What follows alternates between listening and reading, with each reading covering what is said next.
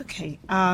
Good morning, ladies and gentlemen. My name is Barbara Glover. I work for the African Union Development Agency. So when you say what is the African Union, I think an easy reference point is the EU, but for Africa. And we work with, there are 55 countries that are within the African Union that we work with across on various issues around socioeconomic development, peace and security, and ensuring that the needs of the African continent are adequately met. So maybe just to give you an idea of the landscape, the policy landscape, when we talk of the African Union, it has various subsections and sectors. So for instance, we have the African Union Commission that is tasked with development of policies for the continent. We have the regional economic communities. These are regions or groupings within the continent with some of the countries that form the entire continent grouping together on mutual interests, whether it's economic integration or socioeconomic development. We have the countries, so there are 55 countries, as I mentioned. We call them the member states. We have the research community, which play a key role in policy development and implementation. We have our development partners that provide support, and within that, we have subclusters. So it's quite a complex landscape when it comes to the African Union, and there are various bodies and components playing varying roles. We have certain key initiatives that you may have heard of as the African Continental Free Trade Area. We are trying to break the borders when it comes to trade among African countries to ensure that we create the biggest or the largest markets for trade, where there will be 55 countries that can facilitate that trade much more easily. We also have the African Union High-Level Panel on Emerging Technologies. This is an expert body that has been established, and their role is to provide governance, policy recommendations to the heads of state and government and ministers on emerging technologies, or what we are now calling frontier technologies. So they do foresight analysis on what are the emerging issues and technologies, and they provide that recommendation in technical reports to the governments for further action. And then we have the Development Agency, which I'm part of, that implements priority projects. We do this in a pilot approach. So we look at priority projects that have to be implemented in countries. We implement on a pilot scale, and once the project is sort of like an incubation, and once the projects are fully rolled out, we hand it over to the countries to take over for further action.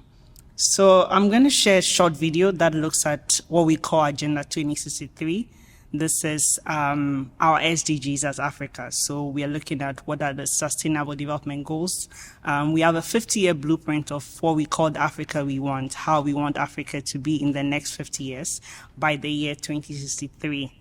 We are past the first 10 years of that blueprint, so I'm just sharing with you what that would look like. I think the sound is not working.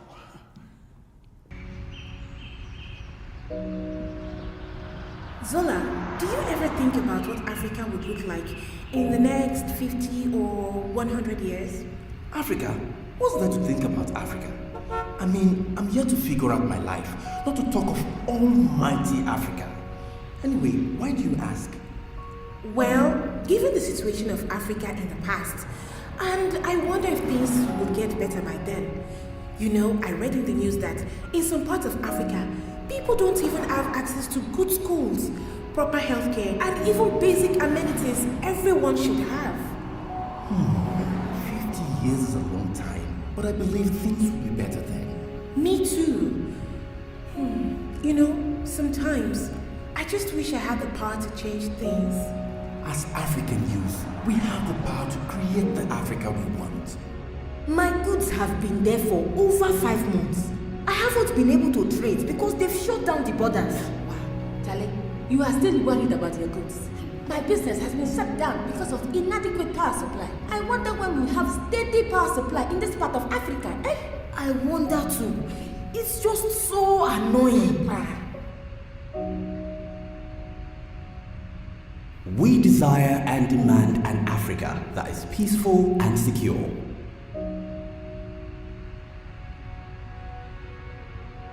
An Africa where young and old, men and women, girls and boys from all walks of life are united in their diversity. An Africa whose growth and development are sustainable and inclusive, benefiting and bringing prosperity to all its citizens. An integrated continent, politically united, based on the ideals of Pan-Africanism and the vision of Africa's Renaissance. An Africa where good governance, democracy, respect for human rights, justice, and the rule of law are the guiding principles of our societies. This is an Africa where we are confident in our identity, heritage, and culture, and shared values. A very thriving Africa where young people contribute at all levels of society. And ultimately, an Africa which is an influential global player responsible for managing our resources and financing her peace and development.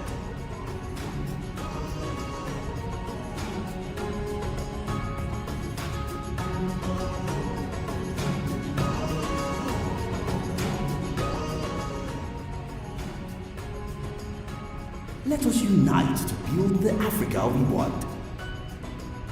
Visit www.au.int to learn more about Agenda 2063.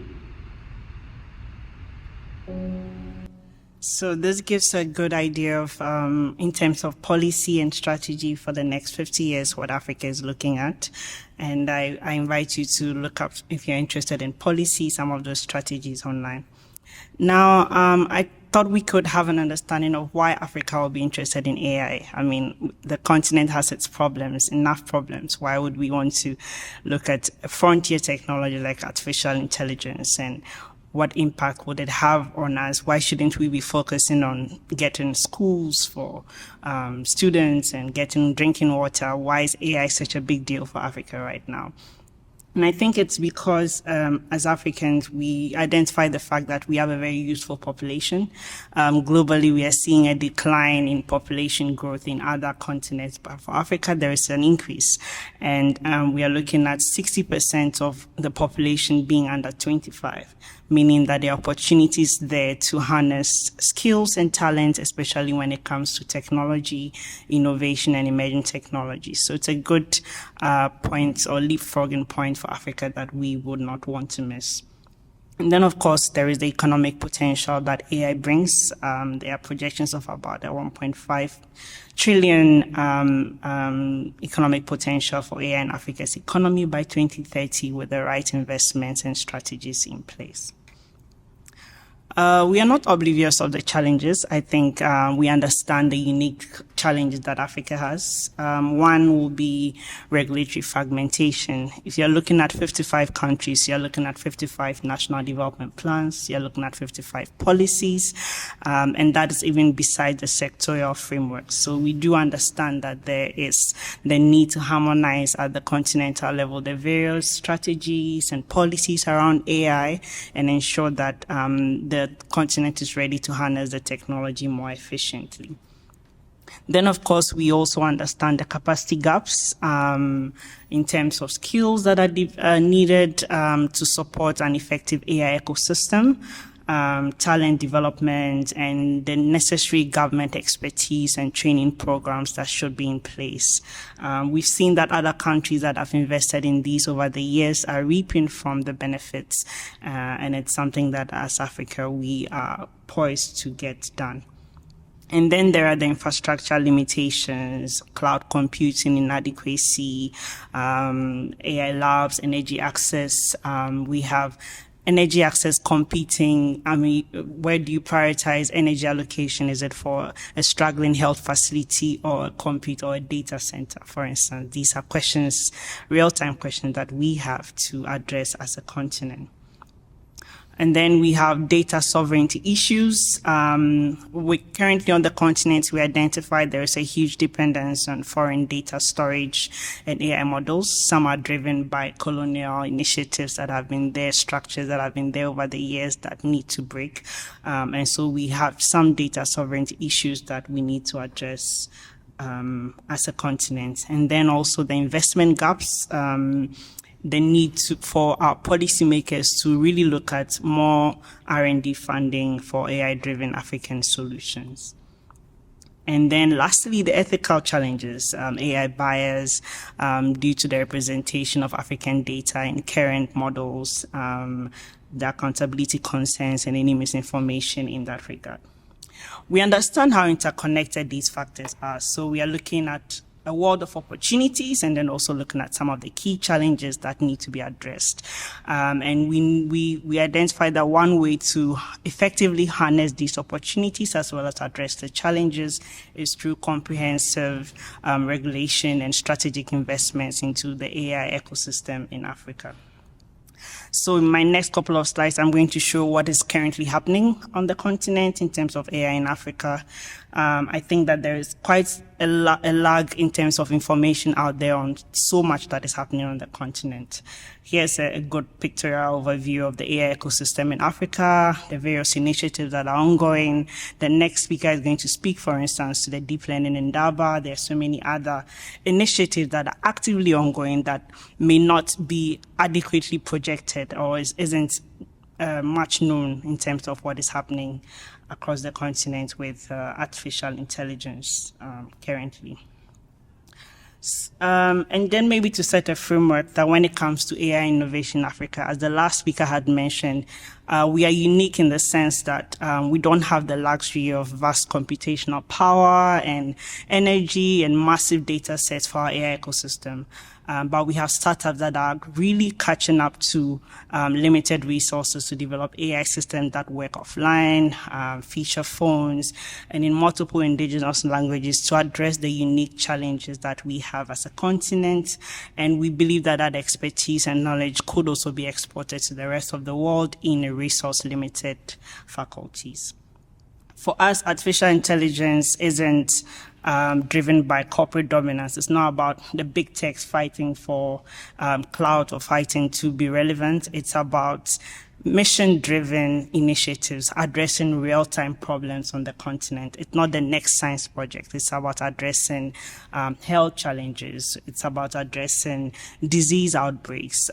We're currently, for instance, having a resurgence of Ebola and so many other diseases that we have to confront.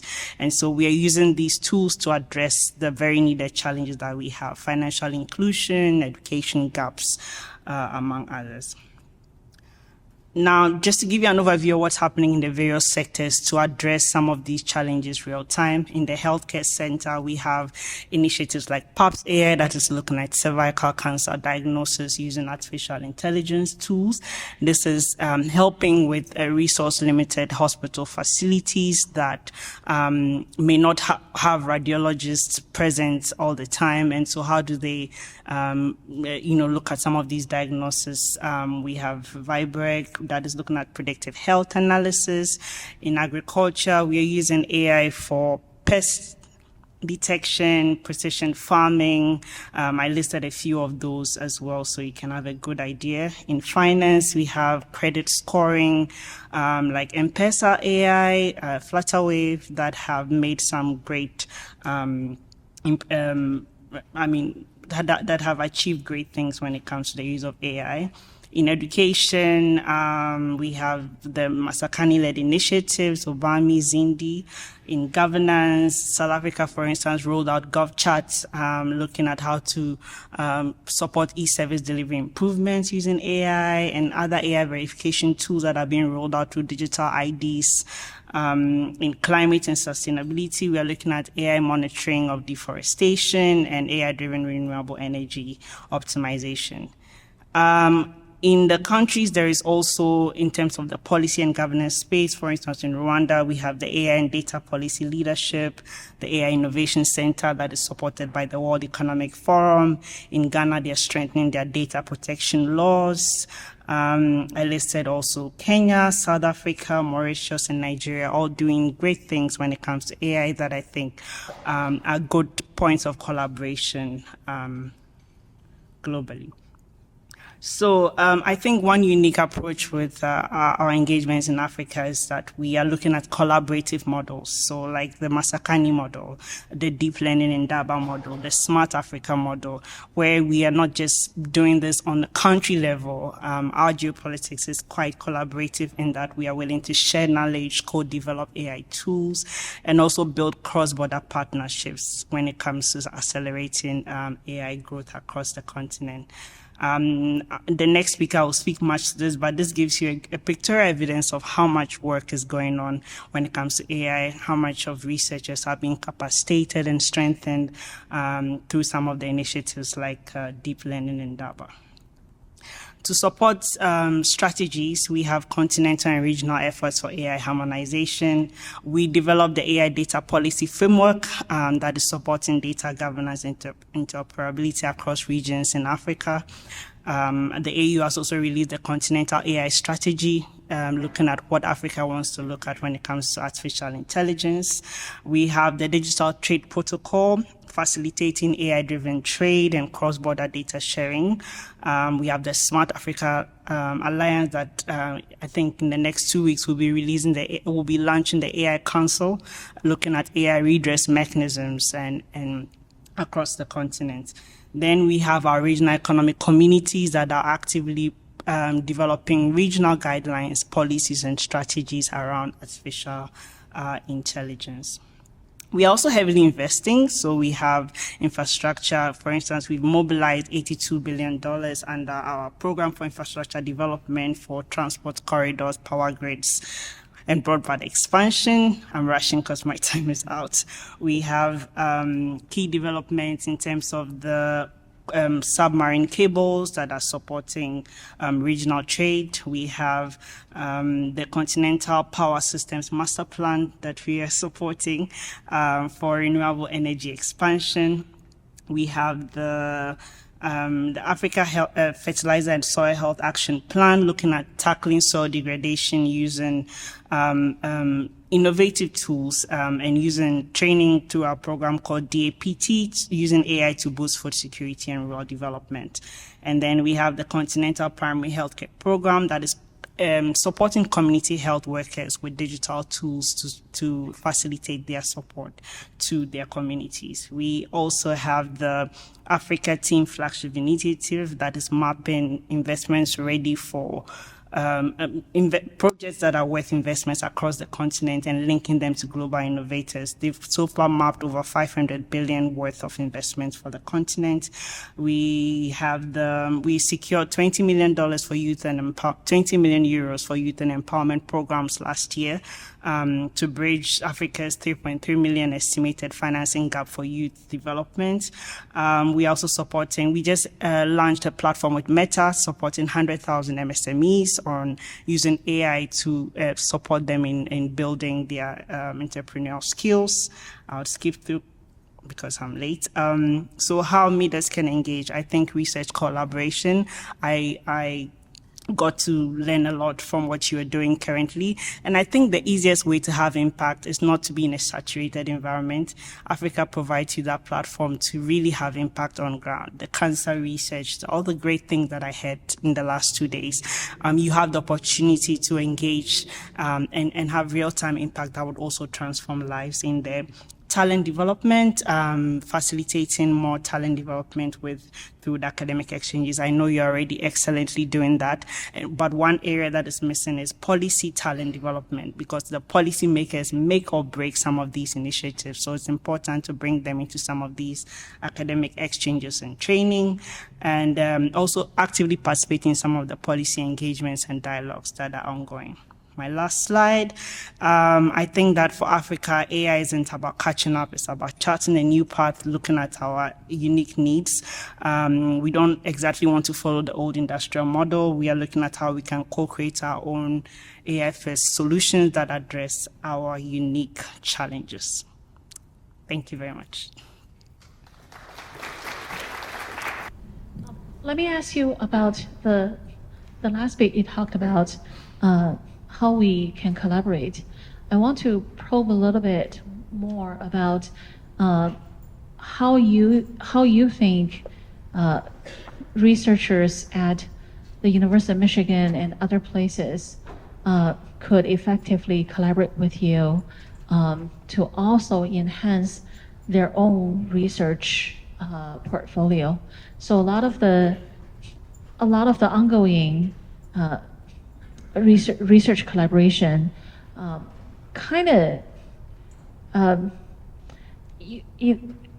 I would say leverage the unique data and natural setting in Africa. For example, linguistics, right? For example, wildlife preservation. These are the things that it's easy to imagine why a researcher from Michigan or somewhere else in the U.S. would want to collaborate with African colleagues. But in the AI domain, can you elaborate a little bit about how a collaboration would also boost the research on for the U.S. scientists? Okay. Yeah. Thanks for that. I think there are various. One thing I think we first have to consider is the fact that with continental bodies, we have an overview of what's happening in over 55 countries. It helps with research collaboration because then you avoid duplication of efforts because we can give you a good idea of what's happening in what region and what country, and then you can look at where you can target your research more to make impact across the continent. And then in terms of how we can collaborate on that. I think because we are supposed to provide technical support and capacity building to countries, we receive lots of requests from them. Like you go to a ministry and then they tell you these are the needs of the institution or the research faculty that is present. And so we have that data on what are the research needs or what are the areas that people really want to collaborate and engage on. And so that engaging with us helps us to define for you demand-driven research that would ensure that you are meeting some of the needs that.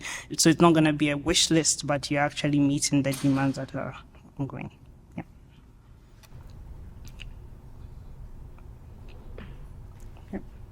Okay. Thank you so much.